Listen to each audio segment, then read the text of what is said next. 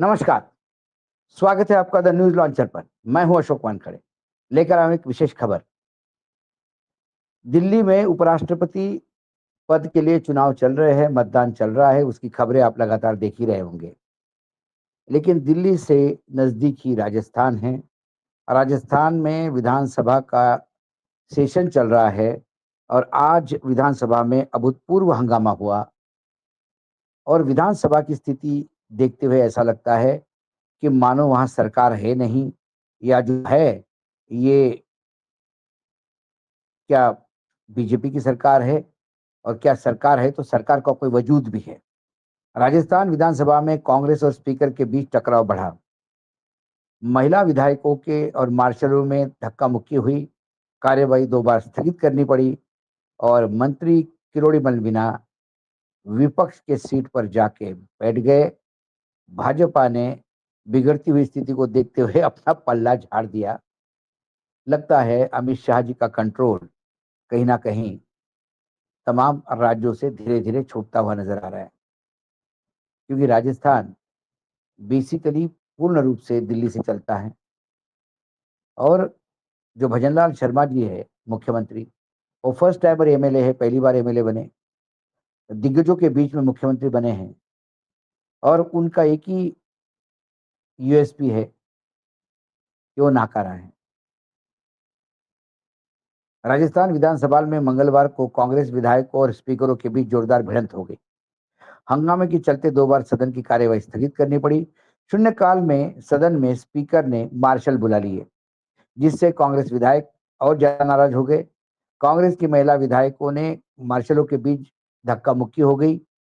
वहीं एक अन्य घटनाक्रम में सरकार के कैबिनेट मंत्री किरोड़ीलाल मीणा ने सभी को चौंका दिया।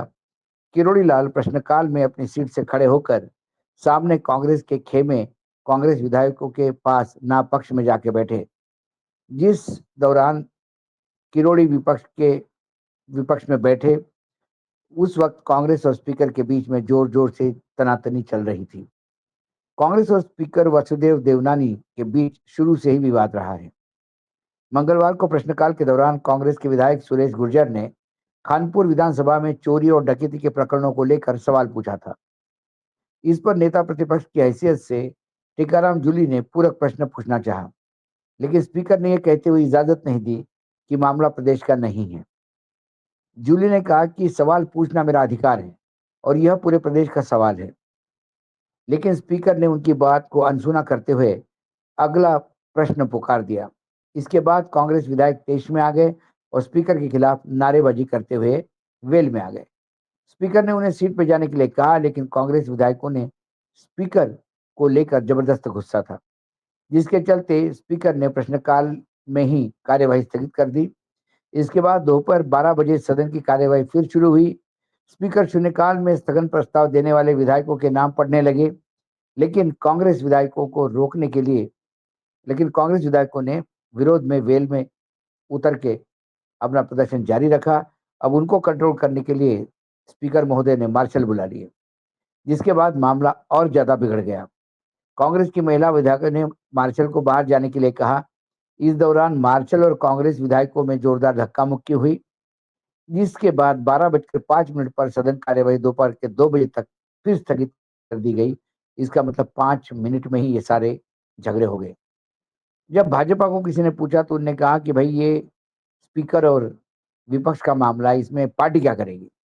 अब किरोड़ी लाल मीणा का जो व्यवहार था, वो कई प्रश्न चिन्ह छोड़ के जा रहा है।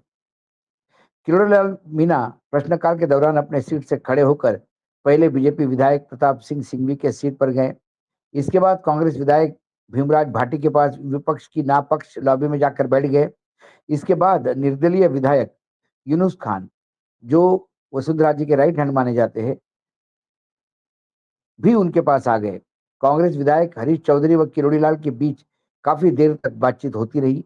इसके बाद कांग्रेस और स्पीकर में तनातनी के बाद सदन में कार्यवाही स्थगित हो गई।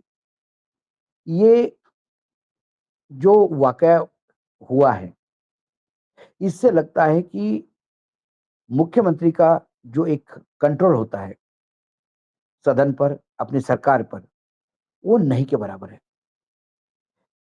अभी भी 2 साल हो गए, लेकिन मुख्यमंत्री भजनलाल शर्मा अपने आप को साबित नहीं कर पाए।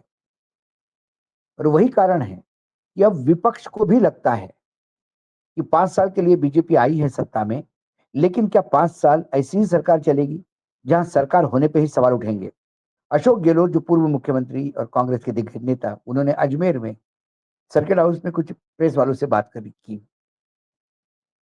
उसमें उन्होंने कहा कि भई भजनलाल शर्मा जो मुख्यमंत्री है राजस्थान के, उनको सलाह देने वाला कोई मजबूत सलाहकार होना चाहिए, जिसमें जिसकी जिसकी वजह से प्रदेश की जनता की समस्या का जल्दी समाधान मिले। मैं सीएम का विरोध नहीं कर रहा हूं, लेकिन सरकार को जनता के और विपक्ष के जवाब तो देने चाहिए। अभी जो सीएम है हमारे, वो है कहां? मैं तो उनको ढूंढते रहता हूं। उनके कौन सलाहकार है समझ में नहीं आ रहा है। आगे अशोक जी ने कहा कि वसुंधरा जी अनुभवी नेता है, उन्हें सीएम बनना चाहिए था।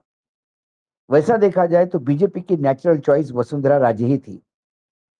वह होती तो काम बेहतर होता, विपक्ष को भी उनसे मुकाबला करने में मजा आता। सरकार में कई जनहित योजनाएं हैं जो बंद कर दी है, जैसे चिरंजीवी योजना जिसमें 25 लाख का इलाज मुफ्त था, वो बंद कर दी। कई पेंशनें बंद कर दी। इसके चलते लोगों की आर्थिक स्थिति ठीक नहीं है और लोगों में हाहाकार है। भजनलाल को 2 साल हो गए। अब 2 साल में वो नौसिखिया थे, तो कम से कम 2 साल में इतना तो सीख लेते कि बार बार दिल्ली को किसी बात को पूछना नहीं पड़ता।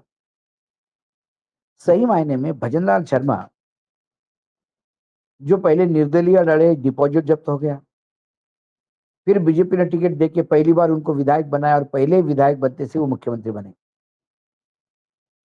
अशोक गहलोत जी को लगता होगा, एक राजनीतिज्ञ होने की वजह से या जैसी सरकार वो चला रहे थे, उस अनुशंसा से, कि भजनलाल शर्मा बिल्कुल नाकारा साबित हो रहे हैं।